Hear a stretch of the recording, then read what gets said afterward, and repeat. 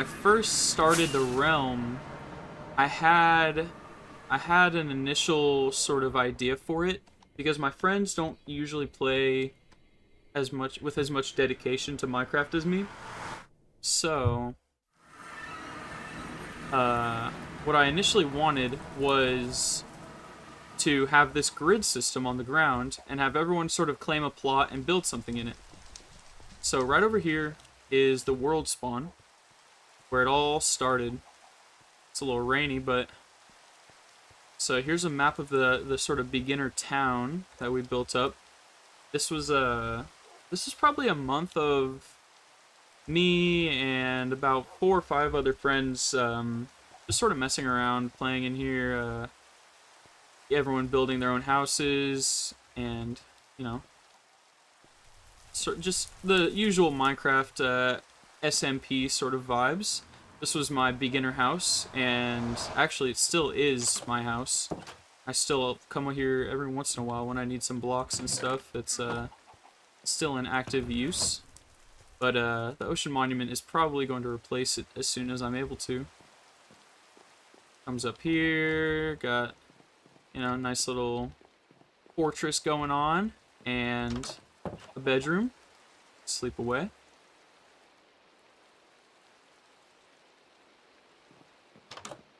But yeah, once you come out here, so like I said, this was spawn. I wanted to really try and have as much of a densely populated, high activity feeling area in this beginning chunks, because that's I want it to feel like an SMP.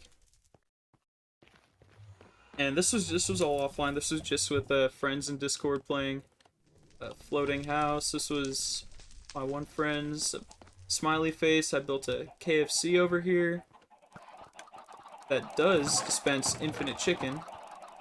Sounds like hell. Uh, my other friends built a Taco Bell. It was during Christmas time, actually. This was about 7 or 8 months ago. We were playing from like November into December. Giant pumpkin. Alright, have a good one, Leonard. Talk to you later. Yep, just a bunch of builds. This copper statue of Steve has been slowly oxidizing. This was one of the last things I built before the world kind of went inactive for a little bit, because before I started like streaming it and playing this world consistently, once the multiplayer aspect died, I kind of lost a lot of inspiration to build on it. So it sort of fell to the wayside while I did other stuff, but eventually, about a month to 2 months ago, I was like, you know what? I gotta get back. Gotta get back to it. This is a pretty good build. This is one of my friends. This is really good, actually. I like this a lot. And, well, it's a funny story. So, our friend was building this really nice house, and we thought it looked too nice. So, we wanted to mess with her by putting just like a ghetto around her house. Like, we built a construction site, a basketball court, KFC, and like just trying to make it as ugly as possible around the house, just because it was so pretty in the house. Like a half finished build with like materials sitting around. Uh, that was sort of just about all we got to. As soon as as soon as we got around to fighting the Ender Dragon, that's sort of when my friends lost interest in the world, and it very quickly dwindled away. That's not true. Anyone can build something. Well, I mean, okay, so this guy, he like Googled a house build. This was like tutorial build. This was a tutorial build. A lot of these builds were kind of just like figure it out. This one, I was actually really proud of this castle. This was my starter house, still kind of my house, and I built this right in the beginning. So I'm pretty proud of it, still to this day. This farm was just because I needed all this shit after a while. But yeah, that's the beginner chunks. That's sort of where this all began, started up, started building. And over here was our village. This was our beginner village.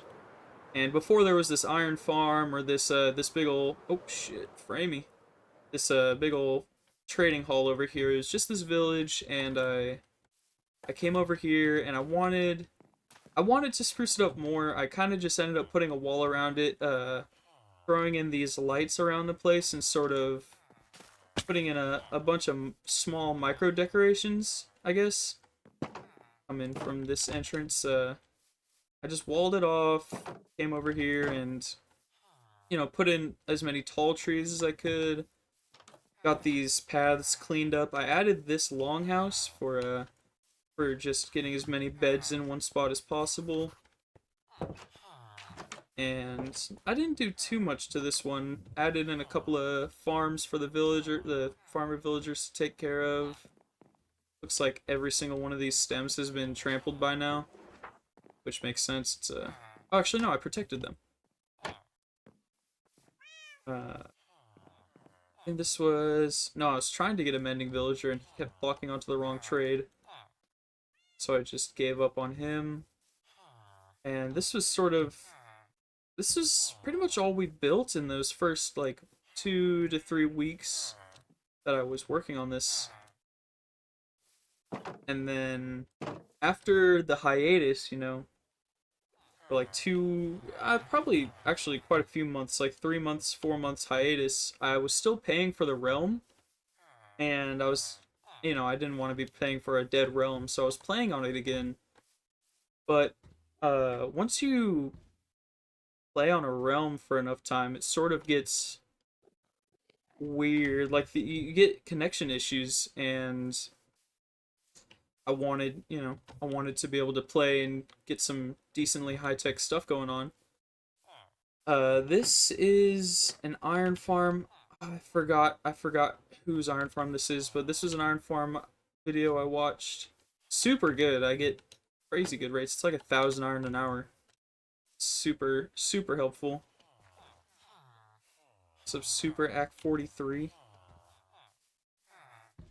Going in the creative, I don't have a creative world yet. I need one because a lot of these builds are getting bigger and bigger, and I need to test out what I'm building beforehand more. But for now, yeah, Dave is in there being insane. He's like asking for how old I am and stuff. I'm just ignoring it. But this was the first pretty mega build. I don't know. It's bigger. Decently large build. I wanted a nice big villager trader so I could get all the enchants, all the items, get as many emeralds as I need, and it all came together. I'm not super happy with it to this day. It just seems kind of flat and boring. I've been trying to work on making my builds more dynamic since this, but this was definitely a good start. I needed to be able to get my hands on a bunch of materials, and this was a huge help. And other than that, that's kind of all this world has so far. This world honestly is kind of a blank slate still. The only reason I'm doing the ocean monument is because right before we stopped playing on it as like a server and I turned it into survival world or a single player world, it shit. I had already started the ocean monument. Like, I had found it and I wanted to convert it. Here's the other end of the iron farm. This was me testing out a auto crafting into iron blocks design that ended up working pretty well for me. Honey farm, some other stuff is pretty cool. How many days? So, unfortunately, when I turned it into a single player world, it kept all the days. So I had probably 1,000 days on this world, but as soon as I added in, I was building a mob grinder that's a little ways away in the desert, and I wanted to use Lightmatica just to make it easier to put in. And for some reason, when I added Fabric Mod Loader, it reset my days, so I'm back to day 5. It reset again. I don't know what's resetting my days. That sucks. Yeah, I'm back to day 5 in this world. I don't know what I keep doing to reset it, but it's not wanting to stick around. And then other than those builds and spawn, this is about it. This has been my mainstay. Thank you. It's just complementary shaders with a little bit of adjustment to the like ore glowing. I don't know if there's any ores down in the ocean, but definitely very good looking. Makes this build look a lot better. I think the only reason anyone thinks it looks good is because the shaders are nice. Sorry, I was on the phone. No, you're good. I'm just giving a world tour. There's like a couple people in the stream. But yeah, that's kind of all there is. There's like random farms here and there. That's a creeper farm that never really worked that good. Here's a guardian farm because I needed more prismarine stuff. And this is actually this is where I get those good screenshots of the world. Yeah, there's not a whole lot in there, but this vantage point up here is like the perfect spot to get a screenshot for a thumbnail of the world. Let me show you guys. Because I'll just look over here and then I'll zoom, and it's like perfect angle to get a super isometric screenshot that just gives you a nice overview of the build so far. I've used it for a couple of screenshots now. And that's about it. I have pretty decently big plans for the world, but all in all, this has been what I've spent forever and a half working on. So I'm definitely proud of it. And honestly, it's the only reason I started streaming this world, because I had something had a pretty big build going on, and the shaders are complementary. Complementary shaders, I think, reimagined, I believe. And I'm using sodium for frame rate, and forget what shader mod I'm using, but complementary is the shaders. Yo, Dave.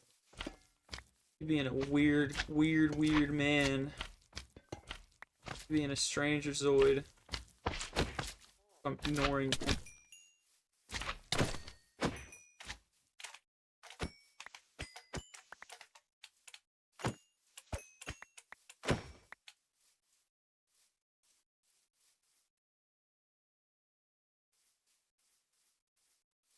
The trapdoors everywhere, they're copper trapdoors, and I don't want them to be copper or like, orange. I want them to be oxidized.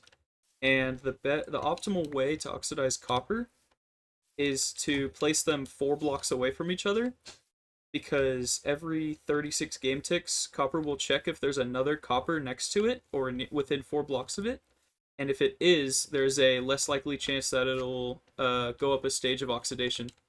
So about 50 times over, this entire like ground area has been completely covered in copper blocks. It's been a long time coming, but by now hopefully, fingers crossed, I don't need to oxidize too much more copper for at least the rest of this build. Because I've got a good 6 stacks of copper blocks sitting here waiting, but only time will tell whether or not I actually have to oxidize another 1,000 stacks of blocks. I think, let me see, I'll pull up my stats right now when I'm done with these slimes. Let's look at the stats. I think, oh, actually not that much. I thought it would be more, but oxidized copper, 1,000 blocks. But I've definitely done more. Sand was like my number one. I mined